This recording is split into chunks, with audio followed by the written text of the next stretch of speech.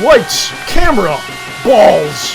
This is John Rambo Presents the show. Now on iTunes and Stitcher. My name is John, and I'm joined by your mother's favorite guest co-host, ladies and gentlemen, Jesse, also known as, by the police, Sturmgeist 13, is here. How you doing, John? Been a while since I'm on this show. When was the last time I was on? Maybe July-ish? It feels like I'm here like frequently, but not too frequently. Yeah. I think that's good though. I don't want to get overexposed. After you're done, you're like, I don't want to ever do it again. No, I don't want to be overexposed and people start hating me, you know? Yeah, well, you know. That's how it goes. We try to have you on. You're in the summer. This is the fall now. Mm-hmm. Well, do you have seasons in Texas? Do you even have that? Do you even know what that is, a season? Yeah, the problem is... I was there. I saw desert. I saw birds that were like vultures. Monkeys? You said they were monkeys. You said those aren't birds. Birds that were more like monkeys to me. Yeah, it sometimes feels like it's only winter and summer, you know? Yeah, yeah. Because fall is really cold. Right now, fall is hot. Like, it's really stupid. It's fall, but it's still hot some days. Wow. Spring, like, there's no spring. It's just like a light summer. That's all it is. Because it's still hot, but it's not too hot. But there's no spring. Yeah, it doesn't feel like it's me anyway. Okay, fair enough. How are you doing, sir? How are you? Pretty good, man. Everything's been going pretty good fine. Today? It's just, yeah, only pretty good. You usually say great. What happened? Is it because it's too hot in the fall? Is that what's going on? I receive negative text from you if I say everything's perfect. You're like, no, everything's not perfect, you dick. So you try to come down to my level here. Yes, sir. I don't want to say I'm great. I know John's not doing very well. So if I just say I'm doing pretty good, I'll try to relate to him. Yes, sir. All right. Are you ready for Halloween? Halloween is coming. Dude, I love Halloween. Halloween's awesome. Do you have your costume ready? No, I don't dress up. If I did dress up, I would try to go like all out, but there's nowhere really I want to go and dress up or anything like that. I think it's fun and cool, but maybe someday. Not recently. What do you do on Halloween? Some things from the past? Were you one of the people that used to go out, destroy things? No, I never did any of that. I just went trick-or-treating. And what are some costumes you had from your past? Costumes I had from my past was I was the Black Ranger. The Black Ranger? Why that one? Because I think woolly mammoths are awesome, and I think the color black is awesome. I know the guy was black, but you know, yeah, I can dream. Okay, we'll allow it. I was Woody from Toy Story. What were you like when you were about 17, 18? No, I was like, I think maybe 5 or 6. Wow. And I think when I was like 7, it is, but this was after Woody. I was Wolverine, and I made my own claws. Of course, almost every kid made their own Wolverine claws at some point, you know. It's true, yeah, you just walk around stabbing random objects, siblings, and yourself at times as well. Yeah, it was the one. It was just like pieces of cardboard and put tin foil around them. I thought it was pretty badass. So no debauchery. Did you ever hear like stories? Oh yeah, of the things that go on. Yeah, in my neighborhood people would it's just they wouldn't like TP or like they would literally just break windows. You know, like just it's bust intense. Windows and just doing each kid's doing shit on Halloween and stuff. Uh-huh. Yeah, my neighborhood wasn't so good growing up, so I was trick or treating at a local mall here. You know, every single store had like give you candy as if it was like a house and stuff. That was much better, much safer and better and stuff. Yeah. To go trick or treating at a mall. So. Yeah, I used to go out. Tweens. We were tweens. Tweens.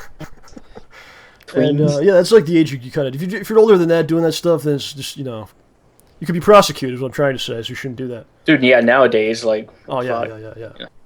But there was this kid. You like this girl, and at that age, like you don't know how to express yourself well. So usually, just you do weird things. So they went to their house, and I didn't go up to the door. I didn't do this.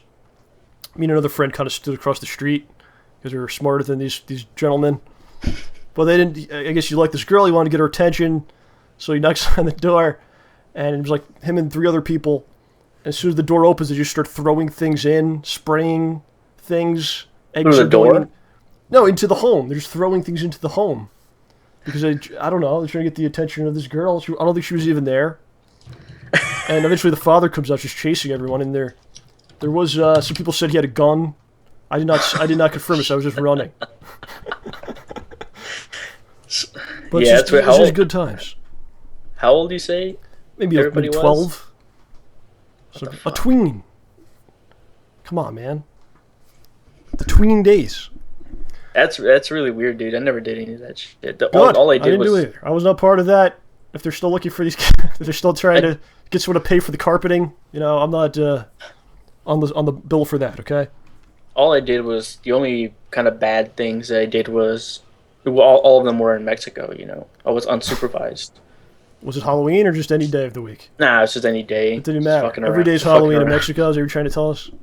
No, what's funny is when I was little, I would go to Mexico, and no one would give a shit about Halloween. Like, no one did anything for Halloween. The only thing that was celebrated was Day of the Dead, Dia de los Muertos, and they would, paint themselves up with the skulls and give out the little candy skulls, and they would go dance around, and that's it. That was only like for one night. Yeah, and I heard that's a cool thing. Is that worth checking out? It's really cool, except it's mostly done like in Mexico City. That's where the big celebration is. But we had almost every town has a celebration where people dress up and they do dances and they give out stuff. The candy skulls taste kind of weird though. Like it's not really sugar, but it's like waxy sugar, something like that. Are they homemade or something? Where do they come from? I think they're homemade. I mean, they look homemade. We don't know what they are. I'm not exactly sure what they are, but they are pretty good. But they don't taste like normal candy. Would you take me to Mexico sometime, and would I be accepted amongst the people? Nowadays, I wouldn't suggest you go to Mexico, but if you really want to, I mean, there's nice. There's nice places in Mexico, but nowadays, it's a lot of well, it's everywhere. A lot of crap going on. Look at the news, my friend. Yeah, it's the whole thing, the whole globe, especially for Americans. Yeah. So, my friends, as you can tell here, OJ's gone. OJ's no longer among us. OJ will be gone for quite some time. It's going to be probably till December, looking like. He's off somewhere in OJ's dream world. No, he's actually traveling abroad. OJ's going through some stuff. Personally, as he talked about, his armadillo farming is no more. Oh, man. And he's finding his inner OJ.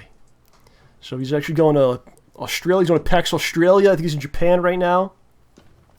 Wow, really? Yeah, he's in Japan. He's going to Australia next. A lucky bastard. Yeah, well, yeah. It's a disposable income thing, I'd like to have some of that myself. Yeah, I mean, it doesn't matter what happens in your life. You can always be thankful of the things you can do. Like us, where we were able to sit down and stream and talk with people, online. A lot of people don't get to do that. Right. Don't have that luxury. Exactly. This is amazing what we're doing here. Mm-hmm. So every week we'd have a new co-host, a different co-host. I was trying to get you to do like a block, and I didn't think you were too hot on that. No, I mean, but it's just I don't know if I can do like. I was like, what do you think about doing like a month? 8 shows in a row? And you're like, yeah, I don't know about that. I would do it if I just had free time to do anything. Well, it's hard to do that. To align everything, yeah. Yeah. But OJ's here in spirit, and he actually has a video for us, which we'll be playing on today's show. He will have a special video every week he's gone. So we'll have that later on tonight, yes. That's dedication. And later today as well, we also have some footage from the Schnozman Hole Punch DVD. It's a little deal I was working on, and we're going to play later. See what's going on with that. Some of the changes are happening, and some of the improvements. Hopefully you think that way about it. You're working on some stuff with that. Yeah, it's been. What's going on? I need the stuff. But let's go here. We're working on it right now while we're doing this. I'm going to need a transcript of exactly what you needed because I forgot what some of the pictures were. I was like, wait a minute, what was this for? I have to talk again. Yes, sir. All right. You'll be paid nothing for your efforts. Yes, sir. So last week we were at New York Comic Con, and we actually did the show outside of the convention. I don't know if you checked this out. Yeah. We weren't sure if we were going to be able to do it. We brought a camera and some stuff, and found a little nook, little area. We were able to do it, and it was somewhat successful, I think. It was all right. Anybody come up to you No, no one cared at all. But we actually brought a gentleman over who did a backflip in front of the camera. Just happened to be this random guy. Hey, you want to be on the show? Yes, I do. Oh, I do parkour. Okay, do it. Prove it. Prove it. And he goes, okay. And he gives a full flip. I was afraid because then he breaks his neck. All these guys told me to do that. I don't do parkour. I've never done that before. I thought you were gonna say you were afraid of him because if he can do a backflip, who knows what else he can do? Well, that's true. Yeah. You can push it out. He might be one of the co-hosts that we get. We need them. He would just be doing backflips the whole time. They'll just be talking about bullshit and he's just in the corner backflipping on his webcam. That'd be good. Yeah. That'd be a good one. But yeah, it was a good time, man. It's weird because it's like the whole place is like glass, so you can see into the building from like all corners. And the spot that we found was directly in front of the building, so right in front of us was glass, and there's people in a line, probably in line to see like Pauly Shore or Carrot Top or something. Pauly Shore. And they see us freaking like just recording and doing the show, and there's a little staring, and what is it? What the hell is that? Who are they? I think I might know him. No, I don't. Yeah, they must be famous. They're on camera. They have a camera. They must be important. No. Yeah. That's what you should do, John. You should just like hire fake paparazzi or like two or three, four bodyguards just surround you at all times at Comic-Con. Hiring is not in the options these days. I guarantee you that people will volunteers, be like, "Oh my God, who is that? You must be important." Yeah. Well, we'll get to that in a second, but a couple other things that happened after that. We did that like the middle of the day, and some stuff happened after that Comic-Con. So we wanted to go to the Spider-Man panel, and we realized that in order to get into these panels, you kind of have to go to the panel before it, because they don't clear the rooms. So it's just like one giant marathon of panels? You could just sit there the whole day in the room. So we're like, all right, we got to go to this panel before it. We don't even know what the hell it was. We're like, I don't know what it is, whatever. And they have all these like metal bars that like make the lines. You know what I'm talking about? Like they make the line like the maze type of thing. Yeah. And we were like running to get into this panel because they were only letting a few people in. So I started going underneath the bars, and I wound up knocking down like multiple bars. I just like ran into them, and they all went down, and everyone just turned around. What the hell? And I actually got a tweet from someone. Hey Rambo, I just saw you knock down a bunch of metal bars. His first impression of you is you ramming into metal bars and knocking them all over. Just imagine that you like the show, you've heard it once or twice, and then you look over, here's some bars going down. There I am knocking down metal bars. It's Rambo, of course. Yeah, that was pretty good, and like he's an animal. Yeah, exactly. So I knocked down all these metal rods and got into this panel. We don't know what the hell it is. We're sitting there. Winds up being the Twitch TV panel. Twitch TV had a panel. Well, what did they show? They're just talking about Twitch. It's great. But, Twitch is awesome. You guys should check it out. But it's funny because no one there is there for Twitch. They're all in like Spider-Man costumes. Yeah, like the whole thing. It's really like hundreds of people. It's Spider-Man suits, just staring at them. Like, where the fuck is Spider-Man? Yeah, everyone's just waiting for Spider-Man. People are reading and looking at their phones. But yeah, it's really bad. We go to the Twitch panel, and they're talking, and they go, Twitch. We want talk shows on Twitch. We would love to have concerts. We don't have to do just gaming. We want all kinds of things. Yeah. And I'm like, well, we got banned for like 6 months ago for not doing gaming. Okay. And now the channel's completely gone because they moved us to Justin TV and then they deleted Justin TV. So it never existed. It's like Old Yeller, they don't want Old Yeller anymore, so they put him out back in the barn. Why did you put him in the barn? So we can shoot him. Okay, so yeah, God is good. So I'm just sitting here listening to this, and it's just such a kick in the balls. It's like, yeah, we'd love to have talk shows. You can talk about whatever you want. Yeah. Do a concert. Problem is that I'm pretty sure the reason they've kind of changed their stance on that is because, the whole Amazon thing. I'm sure Amazon wants to... they're probably getting more money funneled in, so they don't have to worry about, Yeah, it doesn't have to be just gaming.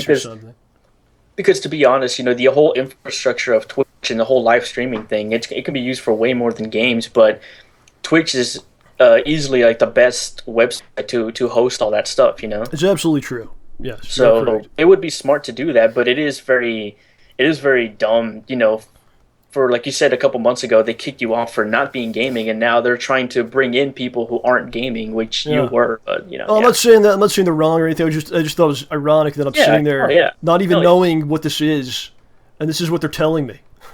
Like it was just such a weird moment.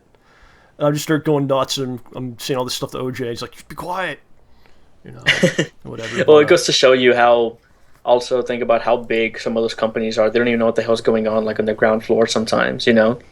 They just have that agenda, like, hey, bring in more talk show people, when a couple months ago, you fucking killed off the talk show people. Well, attempted. But anyway, I'll hold the grudge forever. But it's like I said, everyone's there for Spider-Man, so this girl, they're all, okay, listen, we're going to do questions from the audience now. So this girl goes up there, and she's like, hey, my question is, what is Twitch? Oh, fuck. And then I felt like, all right, well, there's my revenge. They got the worst possible question at their panel, right? I mean, like... What is your panel about? If you're doing a panel, imagine that. This is after 20 minutes of talking about it. Yeah, what the hell? And then the person goes, what, and they just go, oh, you could go to our site, and then that's the best way to find out. Which I think was a good way to dismiss it. Was that the first? That was the first question. Yeah, that was the first question. And then there was like one other guy who was like, "How do I change my name on Twitch?" And they're like, "You can't." That was like all they got. Anyway, wow, dude. Yeah, it was pretty crazy, but and that was, and the Spider-Man thing was cool. It was nice to see. It was really about the comics, which is nice to see at the Comic-Con, right? Yeah, it's mostly all about shit. Everything but comics. It's about the TV shows, it's about the movies, it's about the games, it's about the cartoons, and then they'll try to slide in some actual comic information. The streaming of games and perhaps future concerts. Why is Twitch? I mean, I know Comic-Con has become like a media convention at this point, but why is Twitch? Why would Twitch have a panel at Comic-Con, New York Comic-Con? So they can answer what is Twitch, and also I think anybody accept comic concerts. Any other person would be better at a Comic-Con than like a Twitch. Does Twitch really need a panel? I think we need a panel, to spread the word about Twitch. I think you need a panel up there. A panel about myself. I'll talk about my life, my failures, my successes. Yeah, everything. So then that was that. The Spider-Man thing was good, and then basically it closed at like 5 or 6. I think it was like 6-ish that night, and I stood in the freaking crosswalks. Like they're across the street. I went across the street, and people have to cross to get out of the convention. So every time the walk signal came up, I ran to the middle of the crosswalk and just started handing out cards like a madman. Oh, to get everybody. And it was like a wave. It was like, it came in waves, so I was able to like rest and then But and OJ just stood in the corner at the side of the street, and just stared at me, didn't do anything. Look at it. He wanted to get involved with it. I was like, come on, he said, no. And it's just very interesting because if you get the first couple people to take the card, everyone else wants the card. Yeah, because they want to see what everybody else got. But if the first couple people reject you, then they're like, no one wants it. It must be like, yeah. It's kind of that's the mob mentality of like, what is this? What's he got? All of them were not only said what has he got, but it's like they got one, I want one too. It's like it doesn't matter what it is. Yeah. Everybody else got one. Why didn't I get one? That's like for some reason that's a weird human nature. It's like everybody wants one, especially if it's free. Especially if it's free. If it's free, people would go through a bunch of lengths to get something that's free. Then I found a couple other ways to get people to take it. If they have a costume on, you just say the name of the costume. Hey, Cyclops. And they get excited. Hey, Bill Nye the Science Guy. They go, oh yeah. They're like, oh, you know who I am. I'll take you the card now. It's really weird. Hey, Pauly Shore. It's actually you. Here. Second Pauly Shore reference. Was Pauly Shore actually there? Possibly. I don't know. I don't think so. What would he be doing at Comic-Con? Former VJ. $60. What movie was he in that was like legitimately good? Encino Man was pretty cool. It was a Brendan Fraser, however you say it. I just remember watching Biodome. That was a little later on. That was the late works. Even as a kid, I thought that movie was... He actually has a podcast on iTunes, because we're on iTunes now. Everybody has a podcast on iTunes. Oh, it's insane. like almost He every freaking has celebrity, every wrestler, every everyone. singer, like everything. Like Random fuck. people like me. Everyone's got.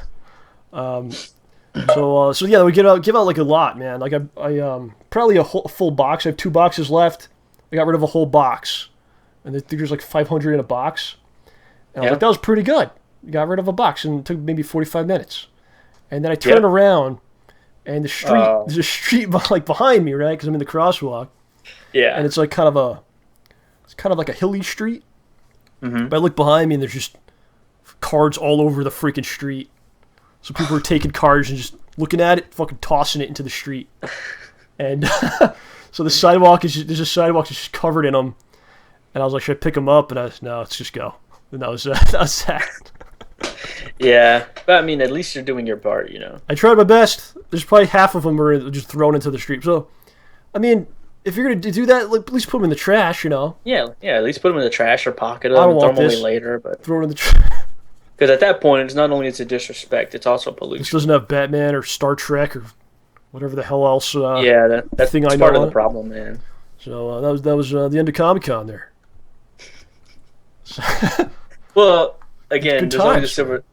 There's always a silver lining, John. At least you got to go to Comic-Con. Oh, we had a great time. There's people who We had a good time. Dude, I've never been to a Comic-Con. I know there's a Dallas Comic-Con, but I've never been able to attend it. But Yeah. I've always been wanting to go to one, but you know, someday. We had a lot of fun just running around, and we actually met some people. Someone bought a T-shirt, which is awesome. I had some in my backpack. It's very cool. Saw Mick Foley. I didn't get to go up to him because there's a huge line. I just saw him sitting there.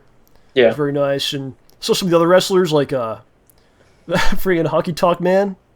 Oh, really? Just alone, sitting there. He had like a bullhorn that didn't even work, and he looked like he was he thought maybe it was working, and he was yelling in it. But it just nothing was coming out. No one was going up to him, and That honky tonk. who else was there? Yeah, him, Hurricane, DiBiase, Hacksaw, all those guys. Yeah, Which DiBiase? Ted Senior. Really? $1 Oh, man. dude. Yeah. Dude, I would have murdered somebody to go and talk to that man. What do you want to ask him for, like a loan or something? You should go up to him like, don't break kayfabe, and act like he's actually $1 million man. Yeah. Like, sir, I really need a lot of money. I know you're very rich and very wealthy. Could you please have a loan? I'll be. Dude, I would have I'll be the mowed next people Virgil. down. Was there like was there like a line for him, or was he just standing There was like a around? moderate line. It was definitely, you could do it within Dude, 20 minutes. Foley was unbelievable. There's no, you'd probably take 2 hours. I mean, I like McFoley, but goddamn, dude, I would just skip his line and go straight to Ted DiBiase. Holy shit! Damn, was he in suit? Was he in? He was in like a nice suit. So. He wasn't wearing the good- sparkling green thing. He had the belt with him, the $1 million belt I saw. That's cool. Yeah, so You know what? If I ever do go to Comic Con, I'm gonna go in a Ted DiBiase. why don't you come to suit. New York next year and see what's going on? Probably, man. I mean, All right, see what's going on. but I'll definitely. I have to go in a Ted DiBiase suit, the $1 million suit. Okay, sure. I think that'd be pretty funny. I'll give you a card in the crosswalk. I wanted to ask you something. You're a big WiiU guy. Yeah, I mean, Come on, I like the don't be I like afraid. the Wii U. Admit it. I like Just the, say it. Come no. on, It's own just up I don't to know it. if I don't know if I'd call myself a big Wii U guy. You know. All right, so But you're a I big do- Wii I U do guy. like the Wii U. You're a big I do like Wii the U Wii U. fanboy. Did you get Bayonetta 2? I know you were hot on the game. Did you wind up picking it up? It's not out yet, but I Oh, probably it's not. will get Okay, well I screwed up. When's it coming out? it. I think on the 25th. I or saw the 26th. reviews were already done. That's why I thought it was done. I saw people play the Japanese version of it, which is fully dubbed in English. Uh huh.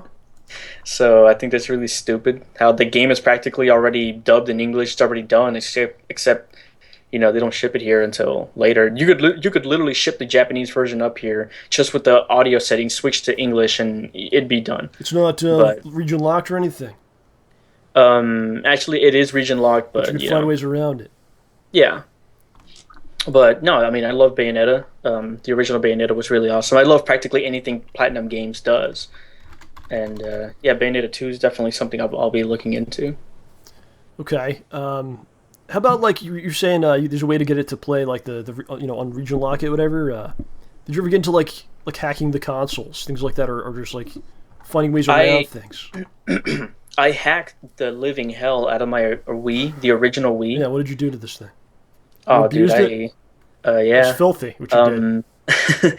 I pretty much, you can look it up. I don't want to get too into it because it's really like detailed, but you can find something called the homebrew channel, and once you open up the homebrew channel, that's pretty much the gateway to putting whatever you want on it. You can literally go online and find all kinds of emulators, NES emulators, Atari emulators, Super Nintendo emulators, PlayStation 1 emulators, all kinds of like crazy stuff, Sega Genesis, Sega Saturn. Yeah. Yeah, you can do all kinds of even original games only on like homebrew Wii, some PC games that have been ported to the Wii. There's a bunch of things you can do on it, but the best thing that I ever got out of hacking my Wii is just doing mods on Super Smash Brothers Brawl. What do you do? Just What can you have? New characters? Make your own not character. not necessarily new characters because those are always kind of buggy. I know Project M is really huge. That's been the biggest Brawl mod ever. Like it pretty much turns Brawl into it makes it play like Melee. It doesn't turn it into Melee. It makes it play more like Melee, but you're still playing Brawl.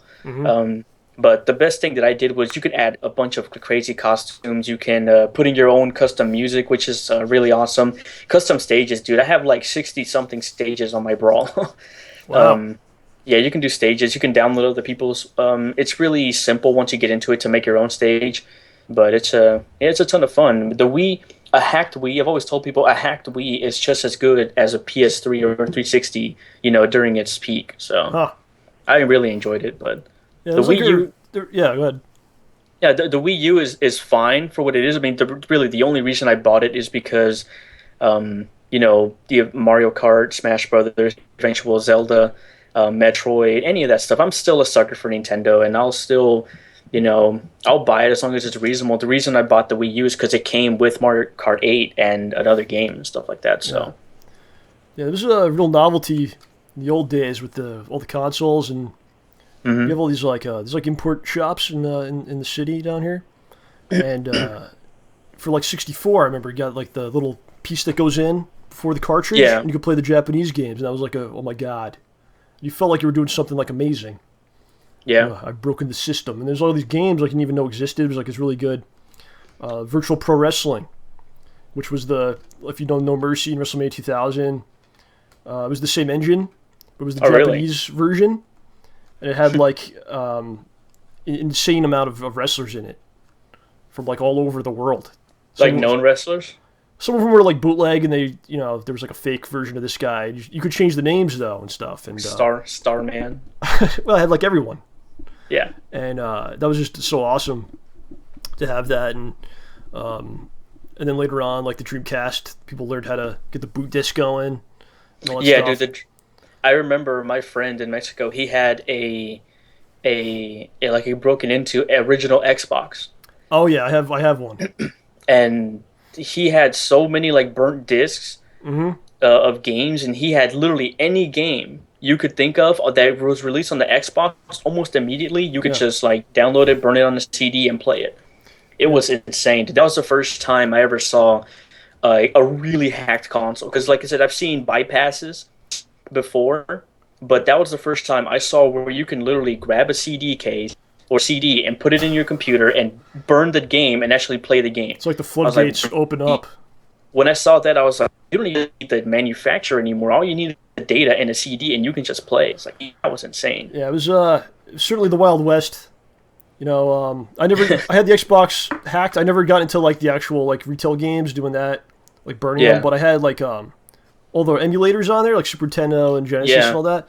It doesn't seem like a big deal now, but like you go back to like 10 years or more ago, and it's like, oh my, this is like amazing. So it was really like the Wild West back then. It was kind of like a novelty that's kind of lost because I think gaming became much more like corporate and controlled and everything.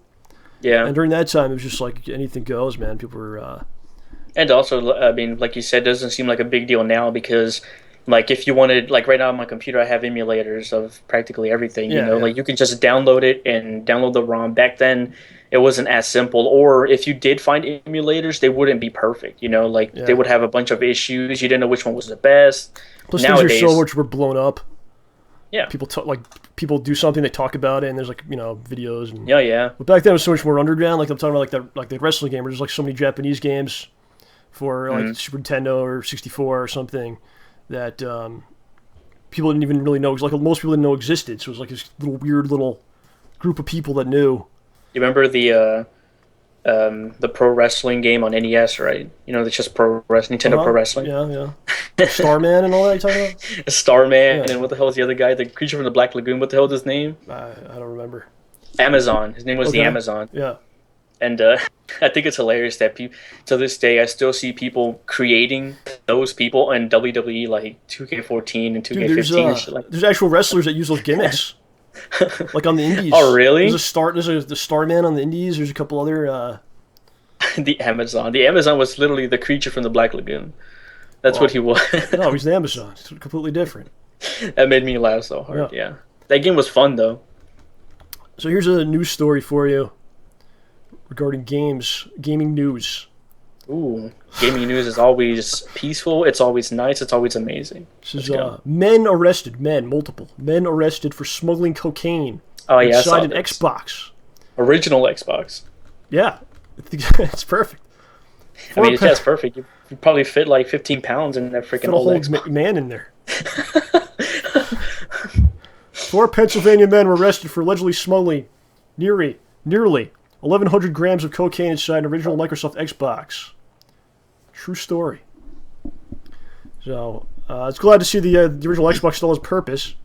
The reason they got caught is because they put it in an original Xbox. They're like, no one would send this in the mail. Yeah, when they saw that, wait a minute, who the fuck would you just go down to the nearest dump and just find one.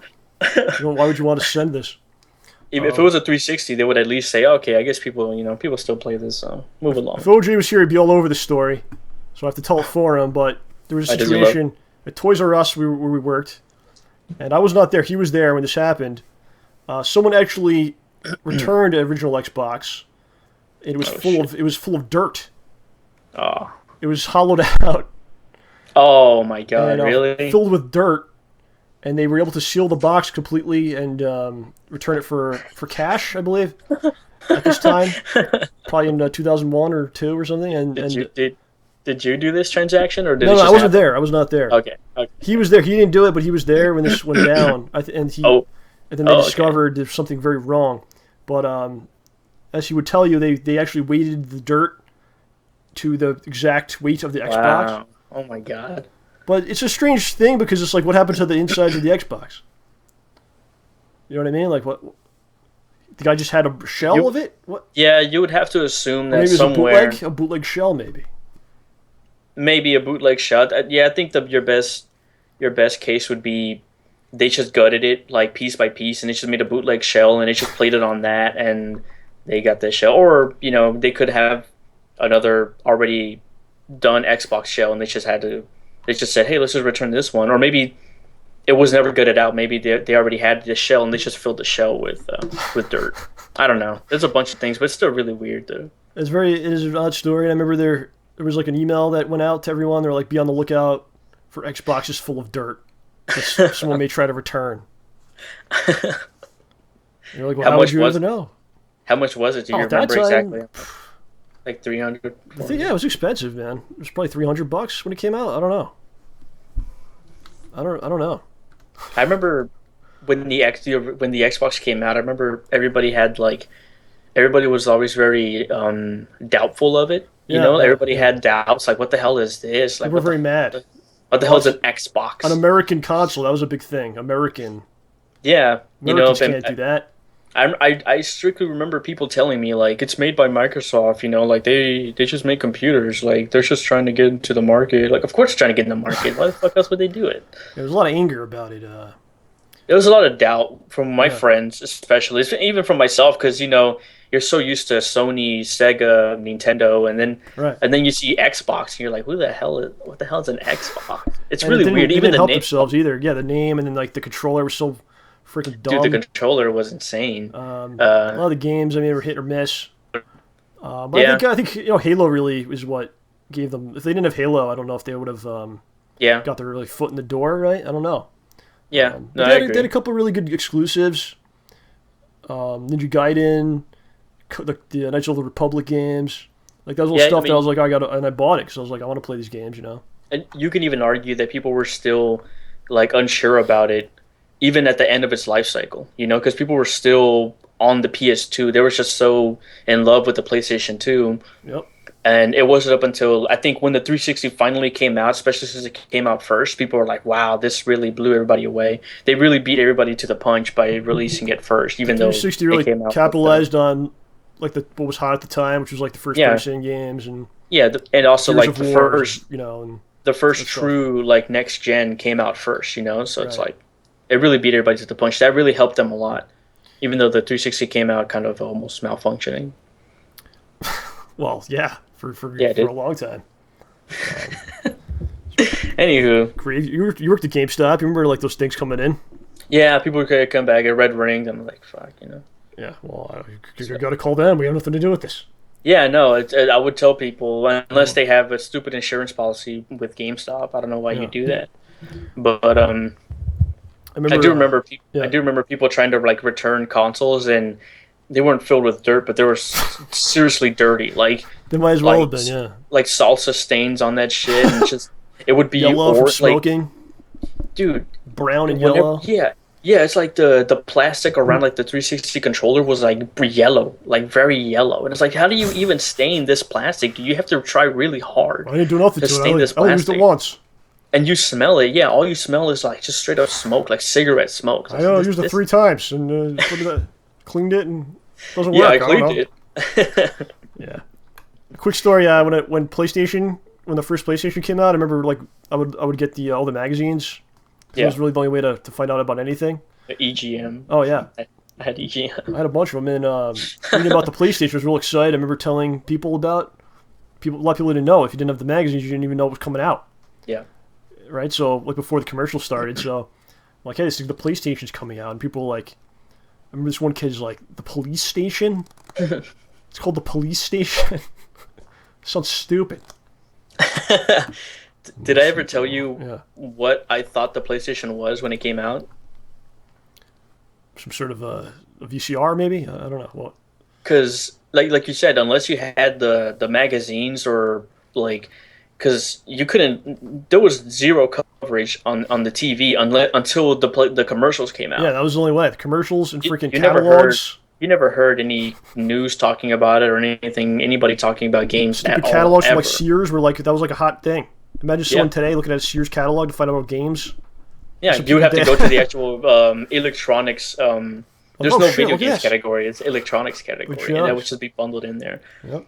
But I remember when somebody told me, "Dude, have you seen the PlayStation?"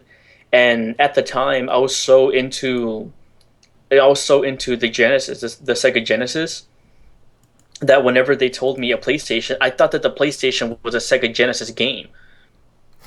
Like I thought the PlayStation was a new Genesis game. Yeah.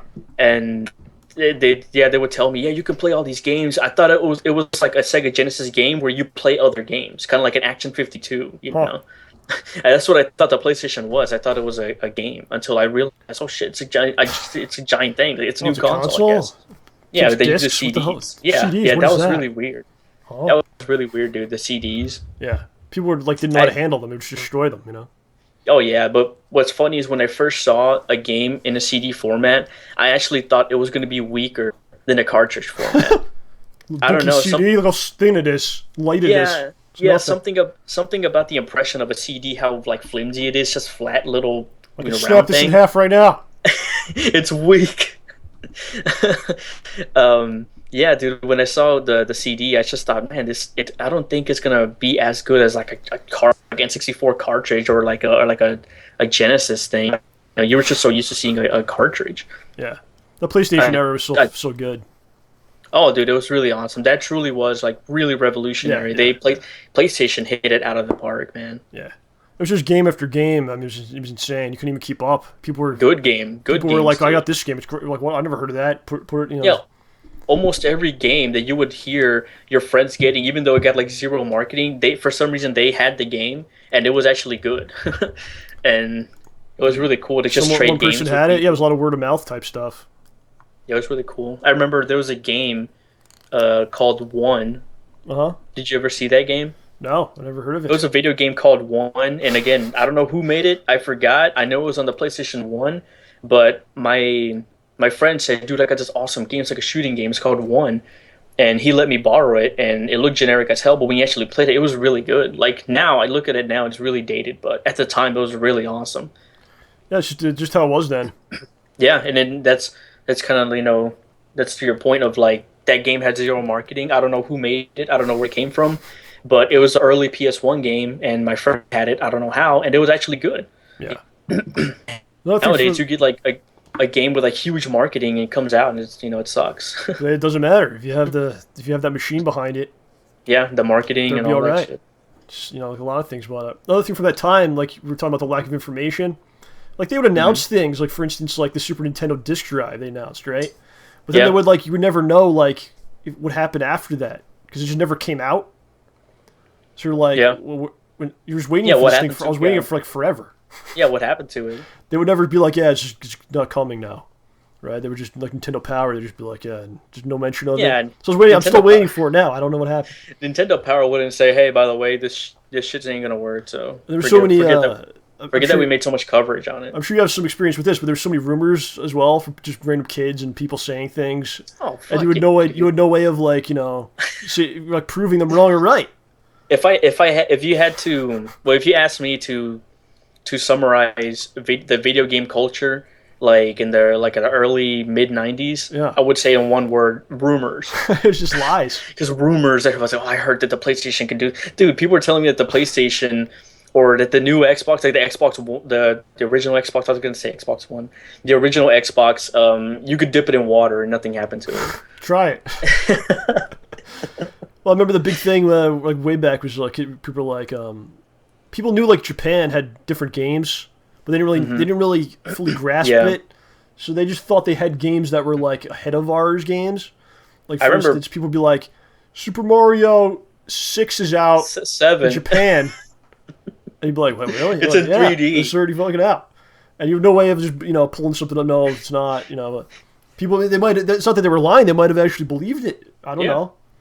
But I remember my brother telling me, he told me, that in Japan, they get different games than we do. And you're like, what? What do you mean? And I thought, like, you mean they don't have, like, Double Dragon? They don't have, like, this game? They don't have that game? Like, what do they have? Did they get an alternative version? Do they have a better version? Do they have a shittier version? Like, I should remember my brother telling me, because somebody told him that Japan gets different games. Like, US gets this game, Japan gets this game. Kind of like a different there was some idea, version. But people didn't really know exactly what was going on. Right? I always wondered, because I would see, you remember Space World, right? Uh-huh. And they would show Japan, like Japanese people at Space World saying, look, we're presenting this.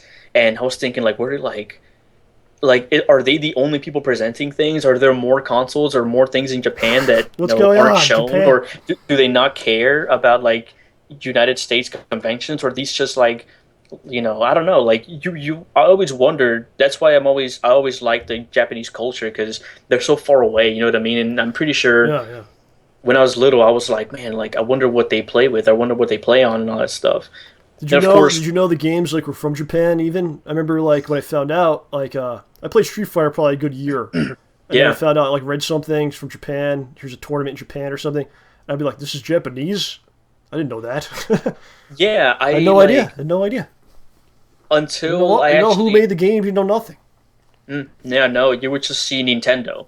Where's Nintendo? They saw it at Caldors or whatever. And what's funny is whenever I would see like a game cartridge or something for the NES or the Super NES, it would say Nintendo of America. Mm-hmm. So you would just assume Nintendo is here in America somewhere. It's Nintendo of America. So, but whenever, I'm pretty sure it wasn't the first time I saw Japanese stuff, but I remember on the Super Nintendo, Super Mario World, when you beat it and the credits come up. This is just an example. I'm pretty sure there was earlier than this. I remember earlier than this, but when the credits come up, it's like Yuchiko Shinkawa, all this shit, and I was like, what the hell?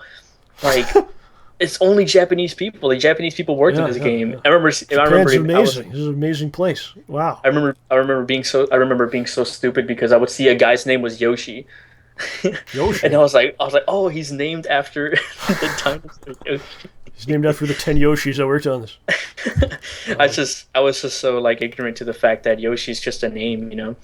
Yeah, going into New York, and then experiencing some of like these import stores, which were really popular in the '90s, and that's for the first time I ever like opened my eyes to it.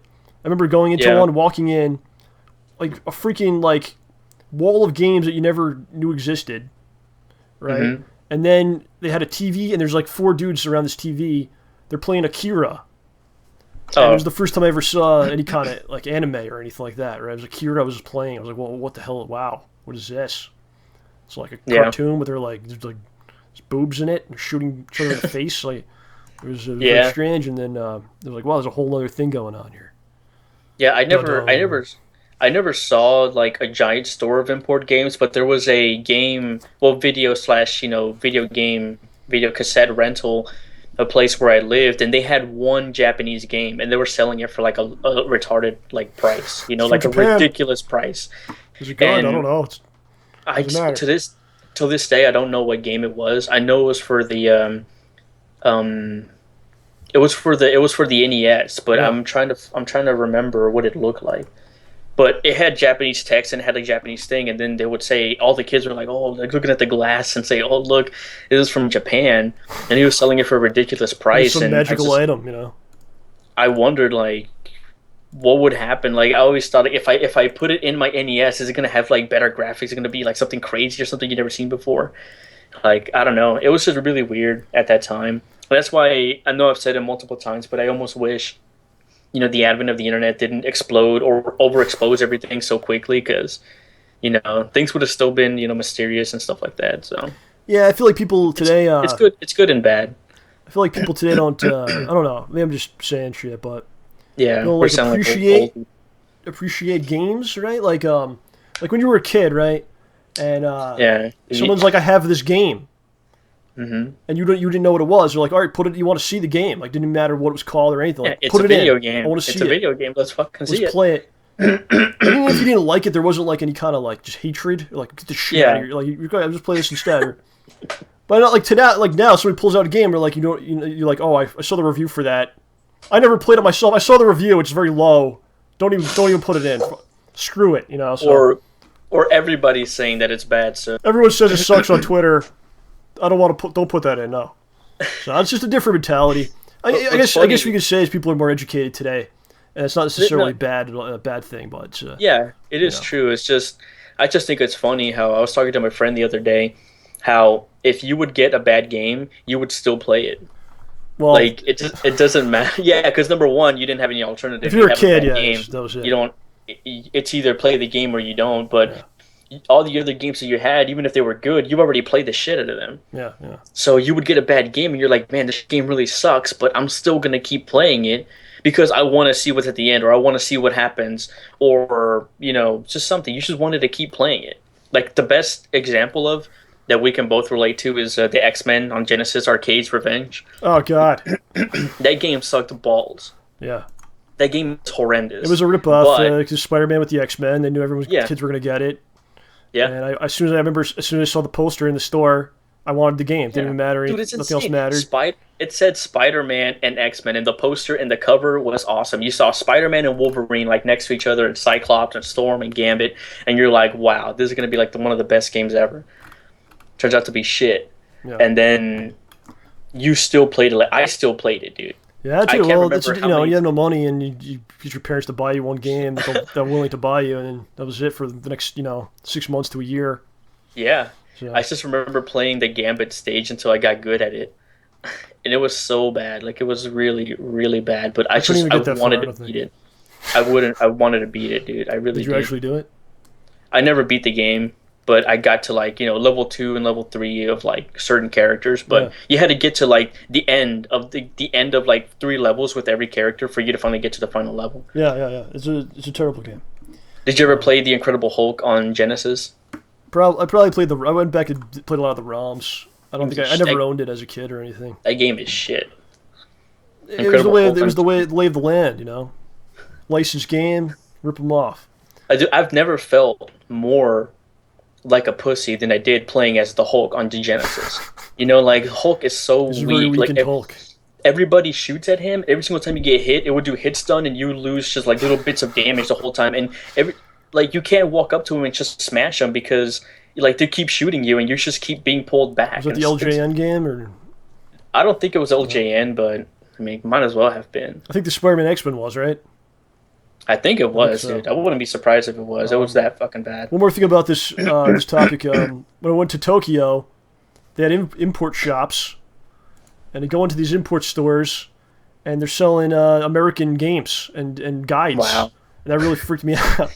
In English and stuff? Yeah, they're selling like the Prima, the Brady games, the books. They had the American magazines, EGM, whatever the hell was still around at that point. That's pretty cool. And American games like the Family Guy game, or like just exclusive stuff that they probably wouldn't get, like translated over there. So that was just really weird, Yeah. This is the import store, but it was freaking me out. But we should go to Japan one day, John. I would love to go back. It's very expensive, sir. Yeah. Perhaps in 20 years I can return. So I got a job, day job, and I was thinking about getting like a seasonal gig as well, like in the evenings, just to kind of raise some extra cash. So applying at a couple places and just applying for stuff is just such an awful process for me, because you have to repeatedly just write down and relive all these terrible jobs that I've had. Yeah. So you'd write down like over and over again, Ice Cream Man, Toys R Us, and just describe what it is and all that stuff. Yeah, I mean it's also really hard because I've heard people say like if you're applying for this job, don't put down experience that don't have anything to do with the job, but it's kind of hard when that's almost the only experience you have. Yeah, but then it looks like you didn't work for like 2 years or something. Yeah, you're not supposed to do that. There's all kinds of weird. It's really stupid.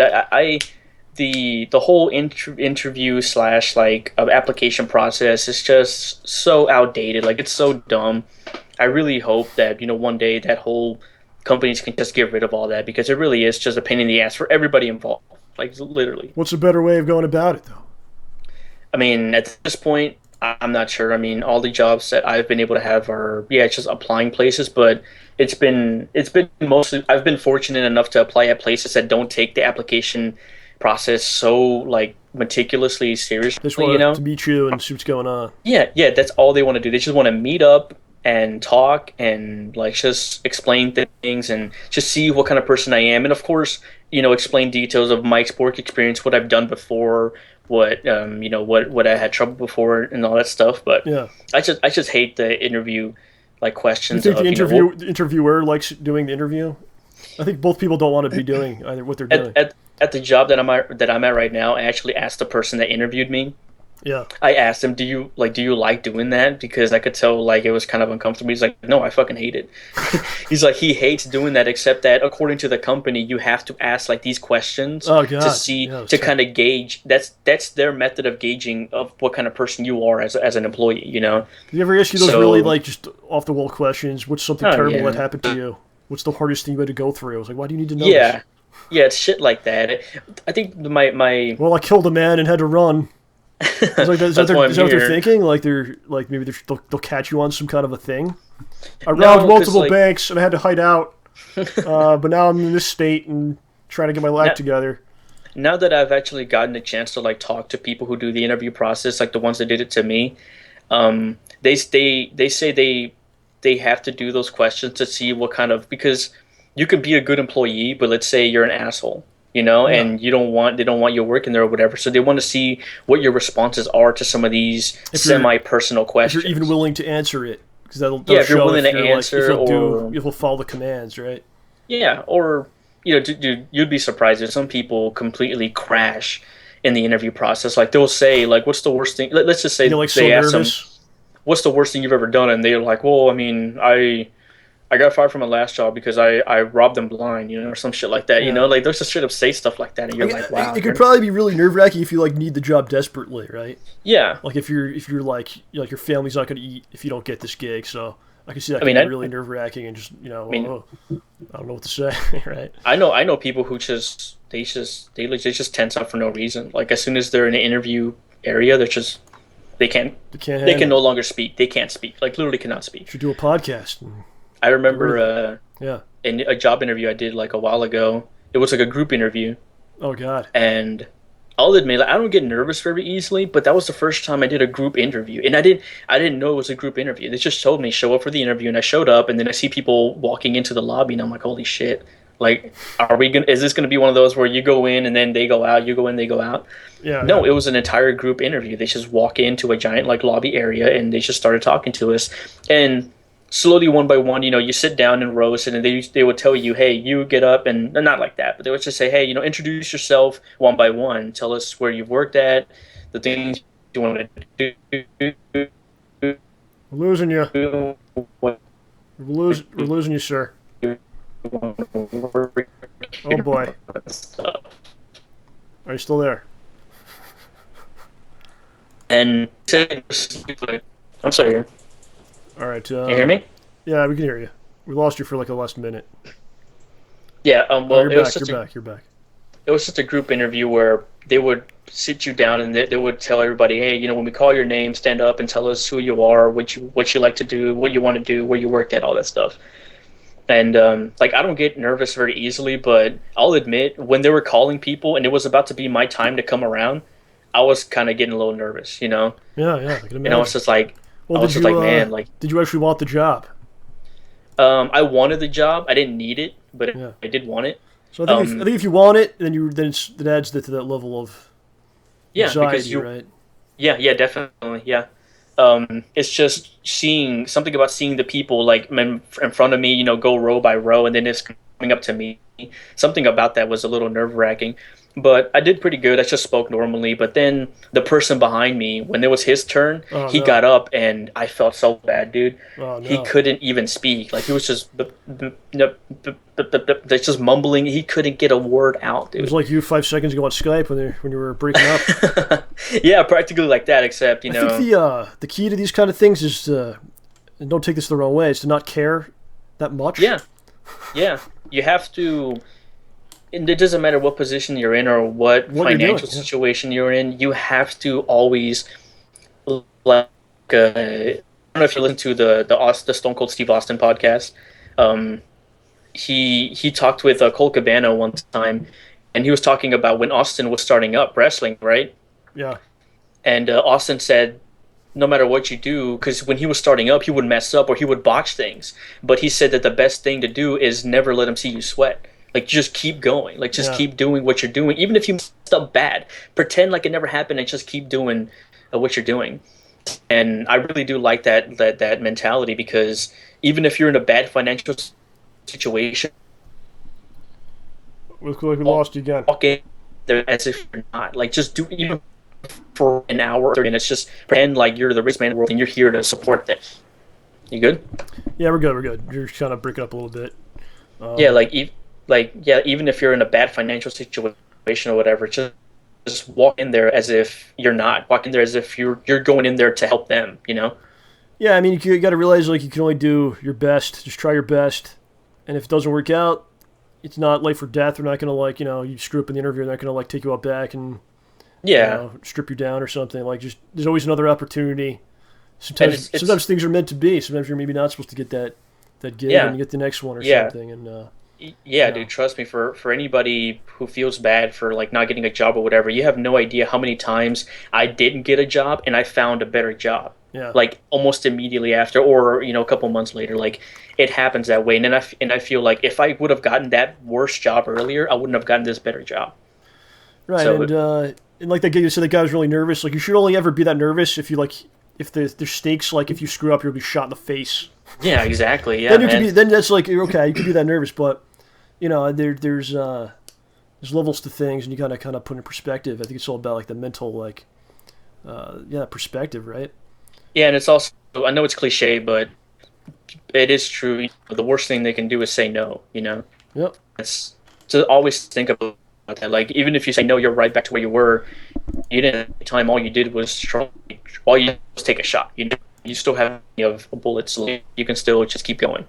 Yeah. So I filled out Monster.com. I filled out the app. Mm-hmm. So I have my resume up there, and I got a call from this place, and the guy has a thick accent. I don't even know what it was. It seemed like a Star Wars language maybe, or something made up. And he's like, we're hiring managers, we're opening 6 more locations around where you are. We need managers. And I go, okay, what kind of job is it? I was like, I can't tell you. You have to come.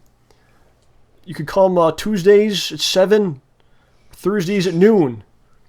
And you come to this address, here's the address, and then we'll tell you what the job is, we'll tell you all about it. And come alone. He didn't say that, but I think it was implied. Yeah. But it was just like, you tell me anything about this. No. We have to tell you, it's a great opportunity. We have to tell you in person. Yeah, those are always really fishy. Yeah, it's some sort of a, Ponzi scheme type of deal, probably. Right? Those are always really weird because that's another thing for people applying anywhere. If the person you're applying to can't even tell you the name of the company or even what the hell they do, couldn't tell you anything. You have to come to the address. Yeah, it's this kind of is a the red address. flag. He was very concerned about the address. He goes, "Here's the address. Do you have a GPS? Yes. Do you think you could figure it out where it is? Yes."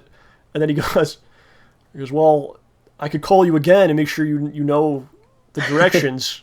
I can call you beforehand." And I'm just like, I'm not really interested, sir. Yeah, I'm sure he's gonna call again. It's one of those deals, right? If you pick up the phone, then you're kind of on the hook. Yeah, well, I think nowadays you can like block numbers and stuff. Oh yeah, or I could just have him call the show, talk to him on the program. Talk to him live. Yeah. So something that happened. I don't know if you're up on this. DC Comics announced their movie schedule. Oh yeah. Oh man. And it's interesting because they did not announce this at like a convention or something. They announced it at a investors meeting. Of course. Which is funny. What better environment to do it? Yeah. To do it in. So we got a couple things here. I want to get your take on this. Dude, I'm gonna eviscerate the fucking list. So go ahead. You're not a big DC guy, are you? I like all comics. I love some DC, but Marvel's I just love Marvel way more. DC has too many stupid, ridiculous things in it for me to be a huge fan of it. I was actually more of a DC guy, way back. Then over time, because Marvel really sucked. Going back like 10, 15 years, DC was a little stronger. But in the past couple of years, Marvel's definitely been doing a good job with the films and the TV shows are connected and the universe and all that stuff's been really fun. Yeah. So it seems like DC's trying to catch up, and now they're doing their stuff.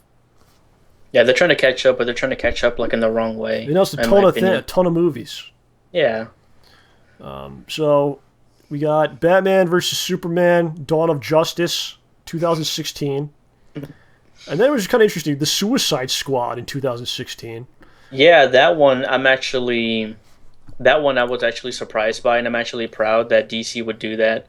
Yeah, that's kind of cool. They're gonna have I guess you'll have a Harley Quinn, but people are going to lose their minds when it's not the actress they want or something. Is that going to happen? There's a Harley Quinn movie. There's going to be the Harley Quinn movie. Well, she's probably going to be. She's part of the Suicide Squad, so she'd be. Yeah. Oh, okay. I thought she was going to get her own movie. No. Not yet. Anyway, we'll see. What? Yeah. No. Yeah.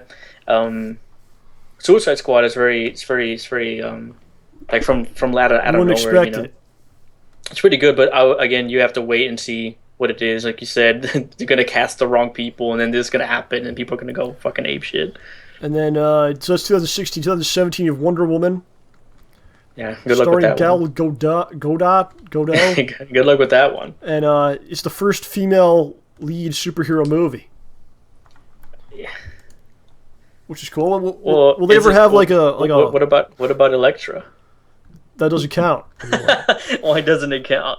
I don't know. This is how they build it. I didn't come up with this tagline. This is what they told the investors. They're lying to the investors. Yeah, they're sort of lying. If it's more than 5 years ago, then it doesn't count. They've made a Wonder Woman movie before. No, they didn't. This is the first time. I remember seeing a Wonder Woman movie. That one was pretty stupid too. Is the new Wonder Woman movie going to have a CGI invisible plane? Is she going to be standing like this or like sitting down and her flying in the midair like that? You didn't see the picture of her where she's standing behind like the burning ashes of whatever it used to be? Yeah, burning ashes of Earth or whatever. Yeah, it looks so stupid. Do you think they'll ever be like the first animal lead in a superhero movie? Animal lead? Beast Boy? Or I don't know. Kind of like all those movies from the 90s with like Flipper and Air Bud and all that. It was like a superhero animal. I fucking hate I'm not talking Rocket Raccoon either. I'm talking like an actual animal playing the like animal. yeah, no talking, just doing. Yeah. I don't know, man. You could. So that's You remember, 2017. But very interesting. Also in 2017, you have Justice League Part 1. Yeah, that's way too like rushed, dude. Because you're gonna have Wonder Woman, and you're boom, another Wonder Woman in there again. Nice. Well, dude, you're gonna have Batman versus Superman, which, from what they've said, has Batman, Superman, Wonder Woman, They're all gonna kind of Cyborg, show up.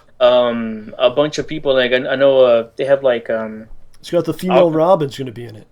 all kinds of things like that. And it's like, dude, you're rushing so many heroes in one movie, and then you're gonna do Wonder Woman and then the Justice League. Like, why even do Wonder Woman in between? You know what I mean? In the same year. I am interested to see what they do with the Batman. I think it's definitely seems like a totally different take, which I think is what they should do, because so it's not as good as X, Y, or as a Z Dark Batman. Knight. Right? Yeah. So you kind of go in such a different direction. With it. It's kind of cool. He seems like he's older. He's got the female Robin from the Dark Knight Returns. I think it could be interesting.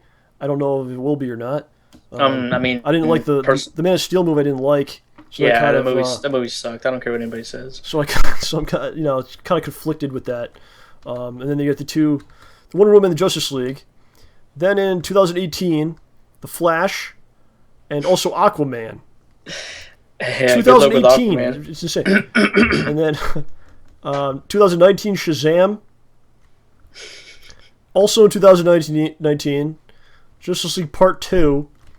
And then the year 2020, which 2020. seems so bizarre to even say. Like, we're planning 2020. We're planning... In the year 2020. We already know what's going on in 2020. We already know.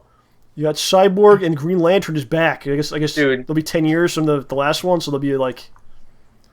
I feel like the stench of that will be cleaned away, maybe. That's the one I wanted to talk about. Because my favorite hero, aside from Booster Gold in DC, is Green Lantern. There's no Booster Gold movie.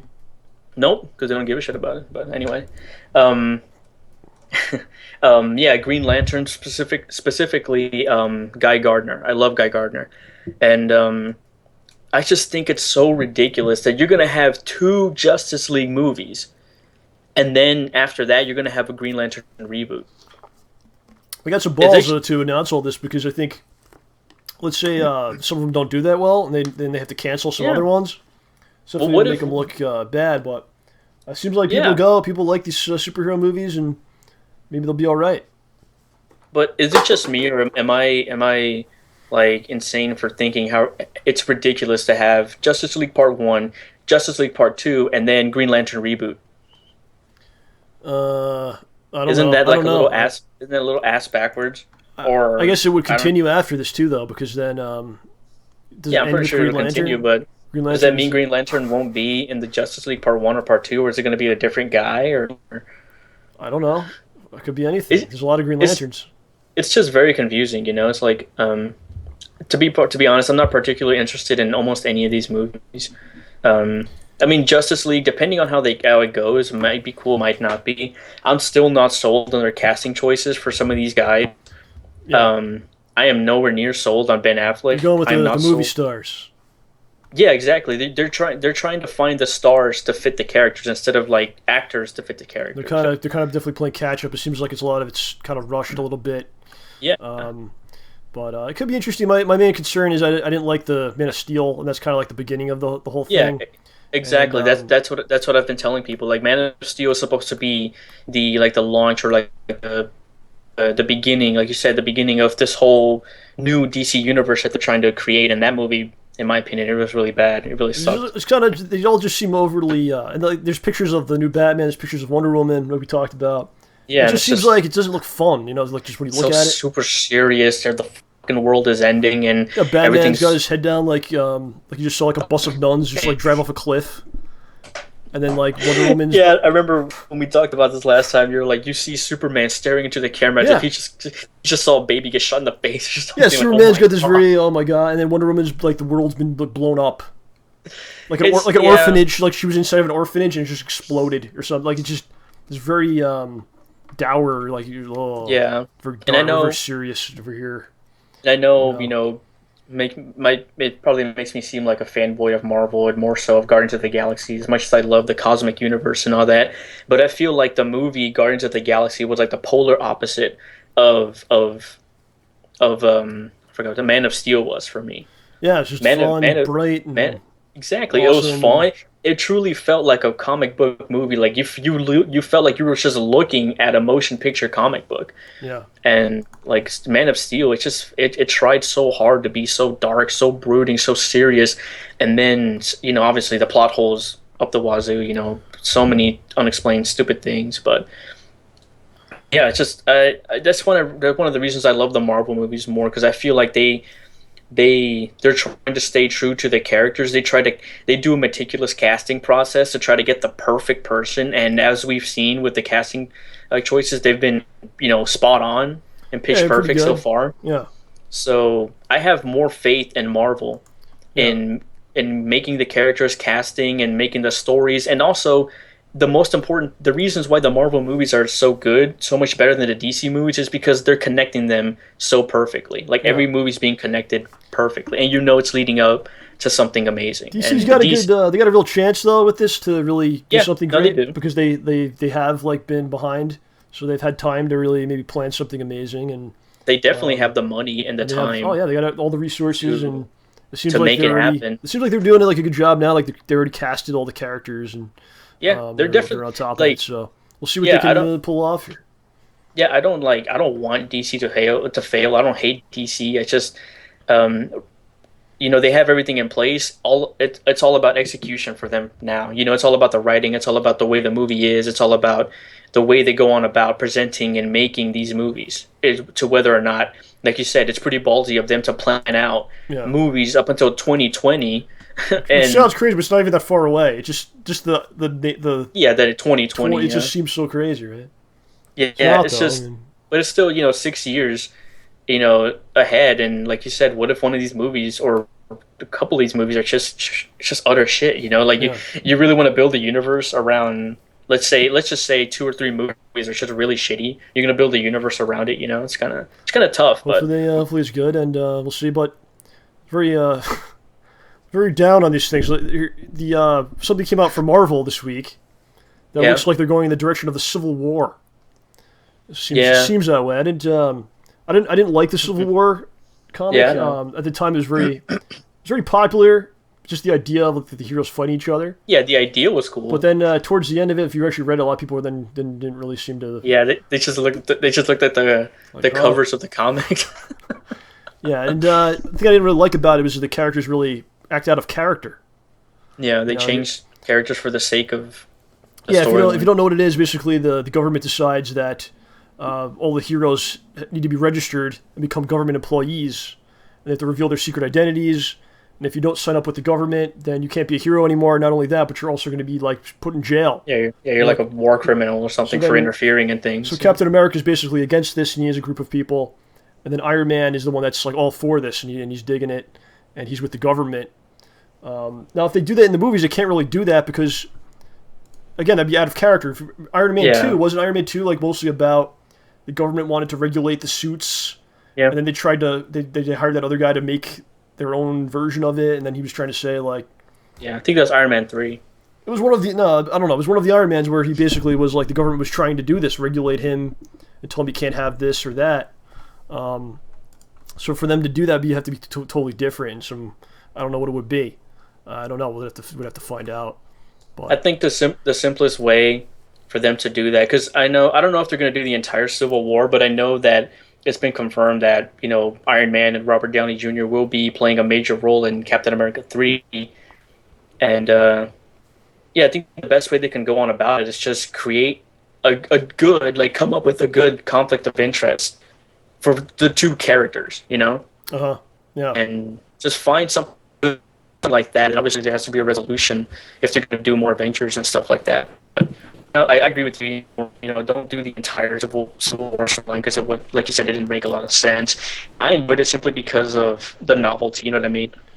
Yeah, I mean it's the idea of it. The idea of it is people salivate over. Oh my God, they fight each other. This is people always love that, man. The hero versus hero things.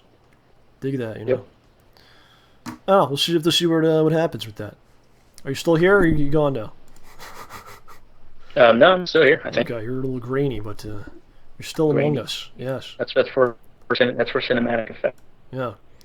Oh, I see. You're doing playing like a character here. Yeah. It's like a Halloween character. You know. But there's like just a ton of movies coming out. So it's really out of control. And who would have thought the superhero of the comic books is completely taken over? Yeah, man. They make big money. And they will ultimately, this seems like there's too many, and they will destroy themselves. That's what I'm afraid of. We'll see. But I think, like, I'm pretty sure they have, a plan set in motion. And even if they don't have a plan set in motion, I'm pretty sure they're just going to do it until they can no longer do it, Yeah. Well, I mean, why not? I don't blame them. Yeah. All right. Well, looks like your internet's going to hell. So let's watch OJ's video. How about that? Okay. We'll take a little break here, and we'll play OJ's video for you. So OJ sent this in somewhere in Asia, I believe. I don't know what's going on here. Here's OJ's video, ladies and gentlemen. Hey everybody, this is OJ reporting from the wonderful Resoluto. I'm here at J-World in Tokyo, which has been conquered for, obviously, Schnozman, Skill Ballsy, all that jazz. We have thrown cards through hoops. Inside here is a glass. It's been a wonderful time. I miss you guys, and I hope you're doing well. There will possibly be more reports, but I wanted to say that I hope everybody is having a good time back wherever you are, and I look forward to seeing you folks pretty soon. I will see you, Internet. Goodbye.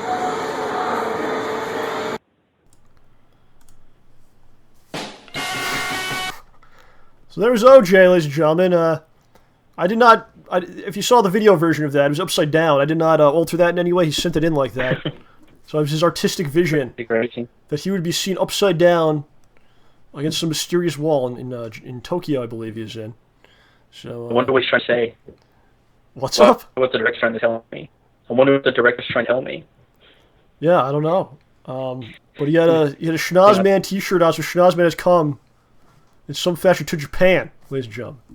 Very interesting. What do the people think when they see this? Show. I'm gonna have to call you back. I don't know what's going on. All right. I'm calling you right back. We'll fix the connection. Okay. Hmm? It seemed like his audio was like delayed or something. I don't know. What was going on there? It's frightening. Let's see if we can get him back here. Yep. All right. Texas to New York, man. It's not an easy transition. There's a lot of stuff in between there. Yep. You know what I have? Yeah. I was gonna say it'd be cool if they made like a Schnozman anime or like a children's show or something. As long as I get paid for it, fine. What if you didn't get paid for it? If I didn't get paid for it? And you just saw like they made a show. I would still benefit from it though if they did it, unless it sucked. If I was you, I'd just go out there and fuck it, just sue everybody. Well, if they just stole it and started yeah, like it's your exact anime or something. Yeah, it looks exactly like Schnozman. Oh, we'd probably laugh. Same thing. We'd probably laugh about it. You know. Yeah. We don't care that much, I guess. We're in it for the laughs, man. It's your intellectual property, John. We're in it for the good times and the art. You know, that's what it's all about. The art of film. The art of war. So here's something just completely random. Okay, get your take on this. Go ahead. I don't know how it is down where you are. Okay, I feel like there's a lost art. We're talking about art here. Yeah. And just simple things, man. Society, the breakdown of societies around us. Do you ever just hold the door open for someone? Yeah, I do it all the time. They're amazed by this, or they're they don't know how to react to it. What's your experience with this? Is this something that's still done in the Dallas area? I've never encountered somebody being surprised by it. Okay. But I do it for everybody. Like I don't just do it for women or children. I do it for everybody. I don't care if it's a dude or a guy. I mean, I don't care.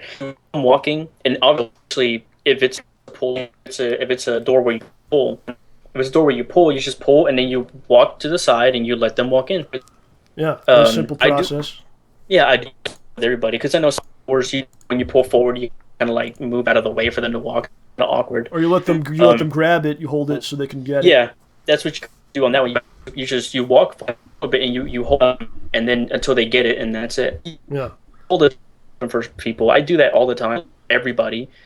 I just think it's a nice thing to do. So it just seems as if, do people do it for you? Do you see other people doing it for each other? Is this something that still goes on? I see people doing it. Like, I do see it very frequently. Every once in a while, I will see some people not it, but I don't really think it's disrespectful. I've noticed that do it. You know what I mean? Like, I don't see it as bad. I just see that he didn't do it. If they don't do it, I don't see it as bad. But if they do hold the door for me or for else, I just it's a good thing, you know, because it's just it's completely meaningless. Like, you could know they can open the door for themselves. It's just one of those things. It's just a common courtesy thing. It goes way back to the advent of doors, I would imagine.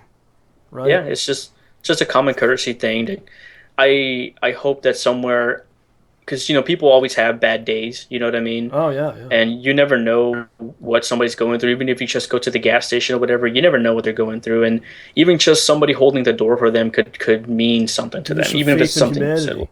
Yeah, it's just a little bit. Around me, like it's not really done anymore, I guess. And no one ever does. Like no one ever does it for me. I never really see other people doing it. And then I always do this, and from coming out of like wherever, like usually like the bank has a door like that, or different like businesses and stuff like that. But like it's just weird reactions. Some people just they say nothing and they don't look at you. They just go in, and they don't say thank you, nothing. So I think the polite thing is, or the way it's supposed to go, is you hold the door. Well, thank you, right? Is usually what they say. People are so like afraid of each other now because of all the stuff that goes on. Or you probably say thank you, and you probably offended them. You're some sort of a psycho. They don't want no eye contact, very little talking on the street, Yeah. Well, you'll probably offend somebody by saying thank you or something. And then I get other people that are like so overly amazed that you even did it. Usually like the older people, because they're probably like this is something that like they grew up with, and then you do it, and they're like, oh, thank you, so like they're really like overly excited about this. Yeah. So, I don't know. It's maybe we should stop doing it. Maybe I don't know. Yeah, no, it really shouldn't be that way, because I know I've seen people who say, well, nobody does it for me, so why the fuck should I do it for them? Fuck them, That's not the right mentality, You should just keep doing it, and hopefully, if you did it for somebody, that'll kind of give them, if it is so rare, if a person who does do it, hopefully they'll remember it, and it'll catch on, and they'll keep doing it. But yeah, like I said, it's a small, minute thing, completely useless, things. But it's a nice thing to do. Yeah, I feel like everyone out there is just so like afraid of each other now, and I hate that. I absolutely hate that mentality. And people think they have to. Everyone's very defensive around each other, like strangers and stuff like that. Very defensive, and nowadays when you talk to anybody, especially over the internet or just in any type of public forum, you have to walk on eggshells to not offend anybody. Person trying to screw me over. That too, and also if you talk publicly in any way, shape, or form, you have to make sure I don't offend anybody, at all, ever. And it's a good thing and it's a bad thing, because the good thing is, you have a public image, and people actually care about whether or not you offend somebody. But at the same time, you have the other side of the coin where somebody will be offended by you just saying, "Oh my God," You say, "Oh my God," and they're like, "Oh my God, I can't." Oh, they say it, but I can't believe you used the word God in that sentence, and blah blah blah blah. It's just so politically correct, dude. It's like people need to understand that not everybody's always going to say what you want them to say, and if you don't like that person, just don't support them, or just don't pay attention to them. It's just there's always going to be people who you don't want to hear or are going to offend you, but people are so easily offended these days. Like it's no surprise where everybody's always so cautious and so defensive, like you say. Yeah, I think. I think you're even kind of taught to be very defensive. Everyone's a psycho out there, trying to rob you or kill you or something. Nowadays, if it's not drugs, it's not somebody trying to rape you or kill you or terrorists or anything. Like it really is like a very scared mentality. Or nowadays, with the whole gun stuff and just the planes and shit like that. It really has gotten to the point of everybody's a danger. I think you're kind of taught to be defensive now to essentially avoid problems, right? That's kind of like, avoid the problems by acting this way. But like the point you brought up, I think in a lot of ways it kind of feeds into problems because maybe there is that person who's on the breaking point. They need that, open the door for me, or that little hi, thank you, how are you, good morning or something, or walking down the street to kind of keep them connected, right? And show that they're not just like a... I'm not a danger. Like, I'm not a bad person. I'm not trying to hurt you or your family or your livelihood. I'm just a dude, just like you, going into a store. Right. So that's the kind of things maybe keep people.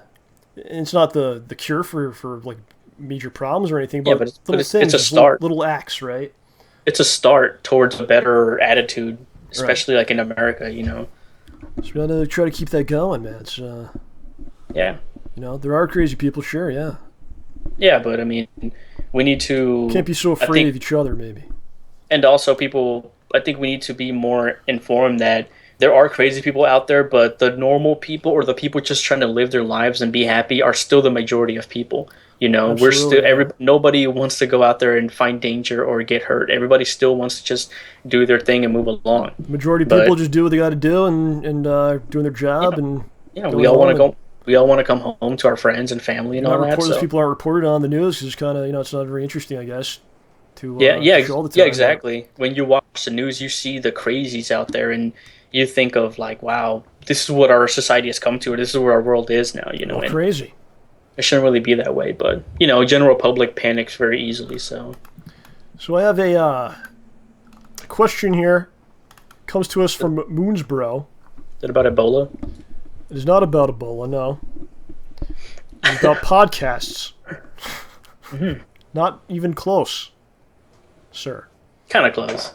So he says, hey, John. We're on a podcast, and I just mentioned Ebola, so... It all comes full circle. Yeah. He says, hey, John, hope everything is going well with you and the DVD. Myself and a close friend of mine are starting up a podcast about a game we play. What are some big do's and don'ts or just helpful tips you could give? Thanks and keep up the quality work. Thank you, Moons. Thank you, sir. This is starting a podcast. You have some, didn't you go to like a radio college or something? Yeah. Do you have some advice maybe about starting a podcast? I mean, I don't know if it's so obvious, but I'll still say it anyway. If you're starting a podcast, I think the most important thing, other than actually doing the podcast and making it the best you can, the best thing you should do outside of actually recording it is market it. Oh, wow. I need to hear this for myself. All right, go ahead. Like, he says he's going to do it for a game he's playing, right? Uh-huh. Let's just say the game is Dark Souls, Sure. Great game. Instead of just making the podcast and putting it up on iTunes or whatever you want to put it up on, go to a Dark Souls website or a forum or go to Reddit. There's a bunch of people on Reddit. Go to the Dark Souls. I know there's a Dark Souls Reddit, and go there and say, hey, even if you get taken down or your forum gets taken down or downvoted, whatever, it doesn't matter. You're still putting it in there. Say, hey, my name is Moonsbro, and me and my friends just started a podcast on this game, Dark Souls. In case you guys want to talk about it, maybe you can send in questions or call in or whatever you want to do with it.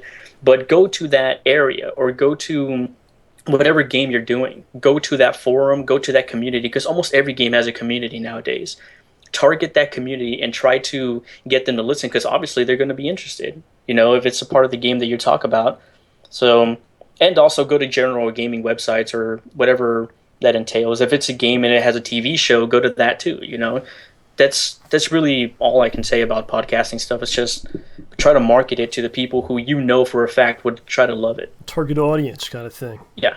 Know your target audience and try to go and get them. Just post it up. You have to do some marketing for us. Post up your links. Yeah, it's kind of hard to do marketing for the show, though. Yeah, I mean, who would want to watch it? So, I mean, you'd have to generalize it. I would just go to like a podcasting Reddit or, Well, I could talk about the technical side of like setting it up. Yeah. We used to use a program called Pamela in the original version of the show, which basically just does Skype recordings. Worked pretty well. That was the first 50 episodes of the show. And then we've used XSplit since then. Yeah. And then I use basically, we do a recording and then upload it, and I throw it into, I use Sony Vegas, and I make a MP3 of that, and that becomes the MP3 version. One thing I've learned over the last couple months is how to really like make the audio sound much better, which is something like Audacity, which is free. Yeah. You could basically just highlight. You look at the track, and on Audacity you just highlight a section where there's like no talking, just room noise, and then you can remove that room noise or lower it or whatever like that. We haven't used that on the show because this is video, and we actually it's actually through XSplit, it's like rendering as we do it, and then it's done. So in order for me to really sweeten up the audio, I'd have to make a whole other rendered version, which is going to take a lot of time, and it's a little bit more of a pain in the ass than I want to get involved in right now. But if you're doing just audio, it's very quick. I mean, it'll take a minute, and I am doing that process with Schnauzman and Hole Punch. That's what I'm doing, going through, removing a lot of the room noise, and you get much better audio. So that's what we're doing. And, yes. Another piece of advice I would give to Moonsbro is try to. It doesn't matter like how good you are at editing. Yeah, download Audacity. It's free. It's very simple to edit. Yeah, it's awesome. And think of like an intro and an outro to like your show, because that makes it more presentable instead of just start and then people start talking. A lot of people like to see some type of presentation, even though it's not a lot for audio. It still makes it look way better. It makes it sound way better when you have an intro. You can just go find maybe even some royalty free music or copyright free music or whatever. You can just look for that. And one more thing is try to think of like bits or segments that you can do in your show. Like if it's for a game, if it's for like, let's say a competitive game, you can say, hey, this YouTube video is a game where this is in this tournament game, this tournament setting, or this happened, and you can talk about something that recently happened in the community of your whatever game you're talking about. Just have like some type of news segment where you talk about different subjects of what's going on in the game or have a good around time. the game. Just have a good time with it. That's the most important thing. You got to want to do it. You have to be invested in whatever you're talking about, because if you don't care about the game or you start waning interest in the game, it's going to show.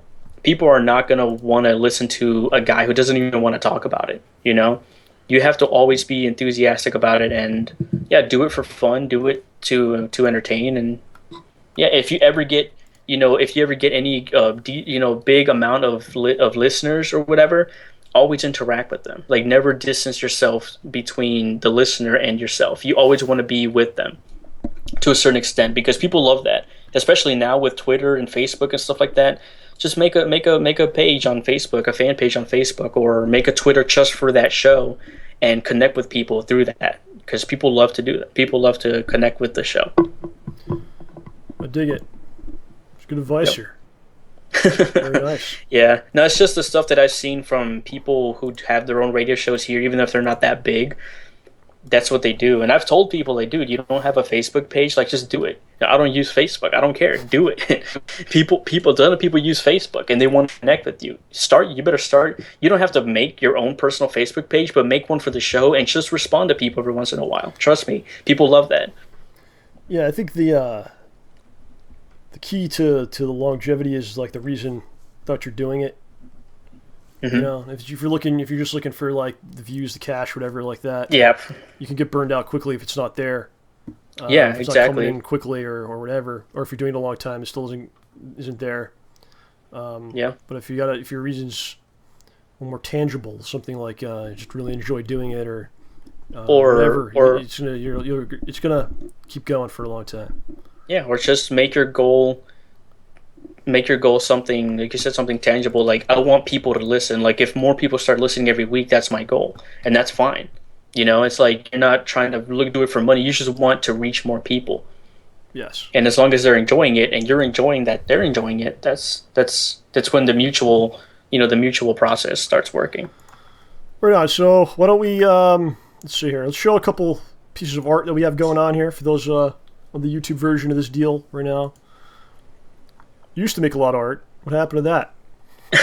I started working on your stuff. I was working on the other stuff, yeah. Private art.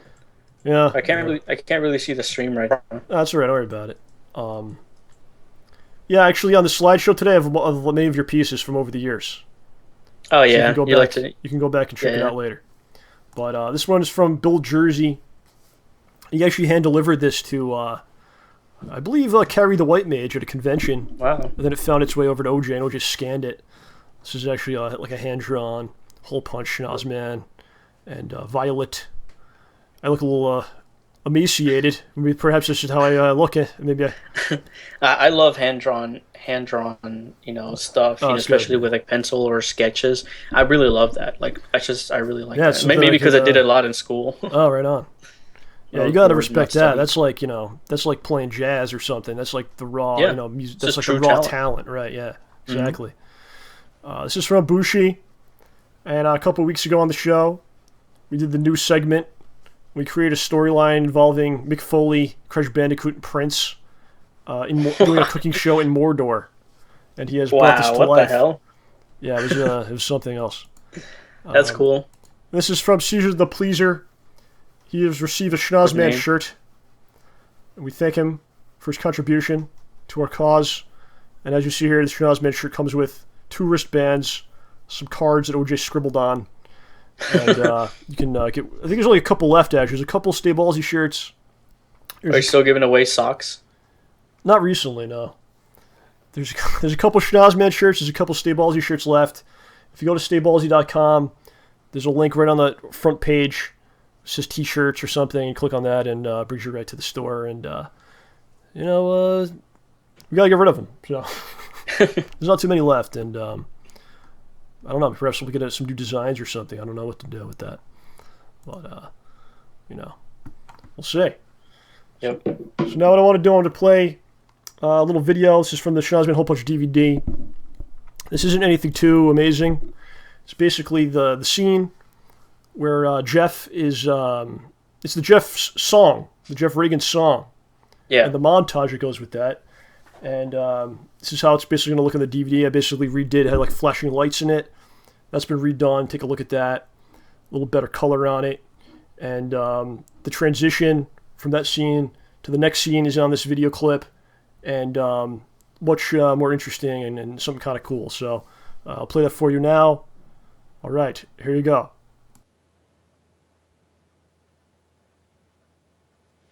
It's Jeff Reagan.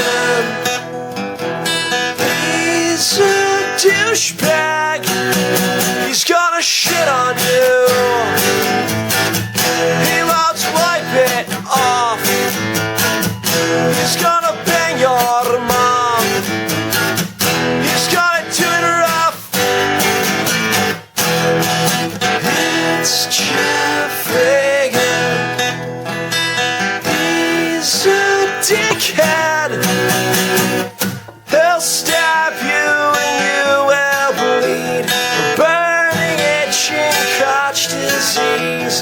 He's a heel you can only please if you get down on your knees. It's Jeff Reagan. He's a raging asshole. Asshole. Asshole. Asshole.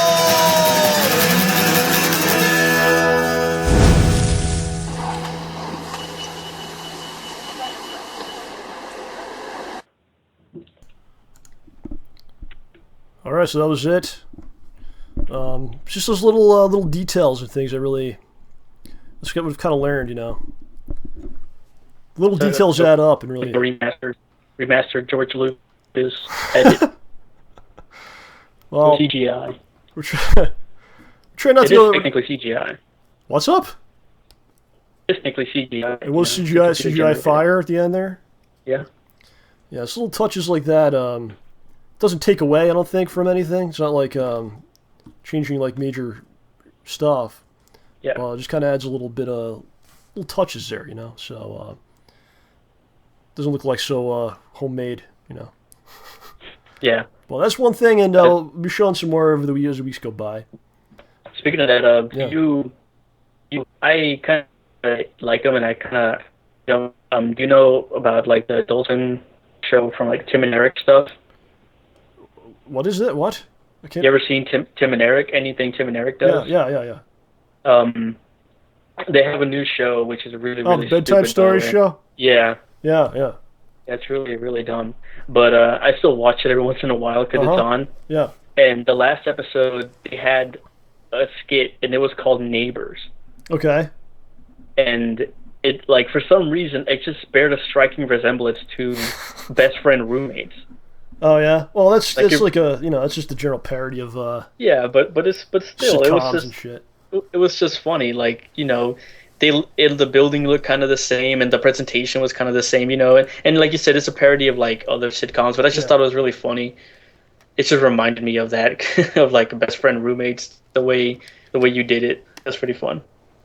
Yeah, I'm actually working on that. That's where I'm about right now on that part. But it's been pretty fun to put it together, and the best friend Roommates logo is still my favorite logo that I've ever done. You made that one. That's still the funniest one I've ever done for anything. Yeah, it came out real nice. I was real happy with that. I think that whole episode 7 now is really that one was like, I'd say, more rushed when it came out. Yeah. And then the others, I think, came out in like August of that year. There was an episode in like June before that, so it was kind of like, I mean, they moved to SGC and stuff, so that was a little more thrown together. So now I get to really like work on those transitions and add in little touches, and we're adding a lot of music in there. A lot of the sound's better, looks a lot better. So yeah, hopefully people get to check it out, and pretty proud of what's going on with that right now. Yeah. It's very exciting. So we'll have more of that as the weeks go by. We'll have more footage from there. Hope you enjoy. I think we're going to wrap this up, man. Anything else you want to throw in there before you go? You'll be back in the winter probably. Seasonal. You're a seasonal employee. Yes, seasonal man. Yeah. Now it's just, the whole thing. We talked about a lot of cool things. Talked about movies, hospitality, hospitality guy. Politeness. Yeah, we talked about being polite. Yeah. Being nice. I think everybody should do that. Even if you're having a bad time, just try it out. Just be nice to somebody. You know what I mean? Which is kind of a good thing and a bad thing. I've been going around just complimenting everybody or like any on random. Yeah. Just saying, I like your I like that. You're very That's handsome. It. Just some fun. I don't go that far because now you're implying. No, but it's not sexual harassment you're doing. It's compliments. It's different, huh? Yeah, it's just compliments. Really? Well, if you compliment like, "Oh, I like your shoes," that's it, And I don't just do it to women. I do it to everybody. Just as number one, I like to see how people react to it because nobody expects a compliment, dude. Like nobody ever does. They're like, "What? Oh, really? Thanks." It's pretty funny. It's like you said, like if no one does it for you, but it doesn't matter. Right? Yeah. Yeah, exactly. You be the selfless person. You do the right thing. Yeah. Don't worry about what these other people are doing. You leave the doors open. Mm-hmm. You say hello. Be polite to people. You be the good. Go out and watch some cool movies. When Pacific Rim 2 comes out, I want everybody to go see it. Is that a real thing? Yeah. Really? Yeah. They're going to make a 2 and it's going to lead into a 3, which I'm happy about. Wow. Yeah. So that's it, man. So thanks for so we end on helping out, man, and filling in for the Juice Man. Yeah, dude. The show will return next week with another guest host. This is going to be going on for quite some time here. This is unbelievable. Host. It's going to be John Rambo and Friends is the new show. That's going to be going on for. I can't believe we went this long without getting into shitty wrestling. We kind of did a little. We talked about Hockey Talk Man for a minute, but. Yeah, okay. We didn't get into the crappy. Yeah, we should mention that quickly since you're here. We used to do the Pro Wrestling Smorgasbord. Yeah, people I know have been tweeting me to want to do it. It's just, it's really difficult. Now we have the, it's hard to get together and... maybe next month we'll have... schedule it out, but and do the whole shebang. But now we have the iTunes going. We have Stitcher going. So yeah, we could do that. Maybe in the future, if we have some time, we could do a very quick... not quick as far as like the length of the show, but like the setup is very simple for an audio only type of thing. Talking. We can do a multitask. And it'll be a very bare bones podcast, maybe just audio. We could put that up on iTunes and on the website and all that. So maybe that's something that could happen in the future.